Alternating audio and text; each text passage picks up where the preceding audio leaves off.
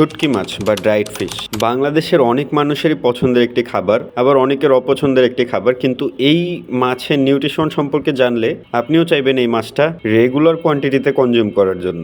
100 গ্রাম dried ফিশে থাকে almost 60 থেকে 70 গ্রাম পর্যন্ত প্রোটিন। এটা মাছ ভেদে ডিপেন্ড করে কোন মাছে কতটুকু প্রোটিন থাকবে। আর 100 গ্রাম শুটকি মাছে 371 ক্যালোরি থাকে। কিন্তু হাই প্রোটিন থাকার ফলে যারা ড্রাইড ফিশ কনজিউম করার জন্য এখন উঠে পড়ে লেগে যাবেন, তারা ড্রাইড ফিশের কনজিউমের পিছনে কিছু সমস্যা সম্পর্কেও জেনে নিন। নাম্বার 1, ড্রাইড ফিশ নর্মাল মাছের থেকে অনেক বেশি দামে আপনাকে কিনতে হবে। Number 2, high sodium content. যেহেতু ড্রাইড ফিশ লবণ দিয়ে শুকানো হয়, সেহেতু এটার সোডিয়াম কন্টেন্ট অনেক হাই থাকে। Nutrition imbalance. যেহেতু মাছটাকে শুকিয়ে ড্রাই করা হয়, সেই কারণে এর ভেতর অনেক মাইক্রোনিউট্রিয়েন্টসের কমতি পাওয়া যায়। তার মধ্যে সবচেয়ে বড় মাইক্রোনিউট্রিয়েন্টসটা হলো ওমেগা 3। Number 3, digestive issue. শুটকি মাছ অনেকেরই ডাইজেশনে খুবই সমস্যার সৃষ্টি করে। সো আপনার যদি ডাইজেশনে ইস্যু থাকে তাহলে শুটকি মাছ অবশ্যই আপনার জন্য নয়। Number 4, bacterial growth. যেহেতু শুটকি মাছ অনেক দিন রেখে সেটাকে ড্রাই করা হয়, এই জন্য এর ভিতরে কিছু ব্যাকটেরিয়াল গ্রোথও থাকতে পারে। এই বিষয়টাও মাথায় রাখতে হবে। Number 5 and last of this list, taste and texture.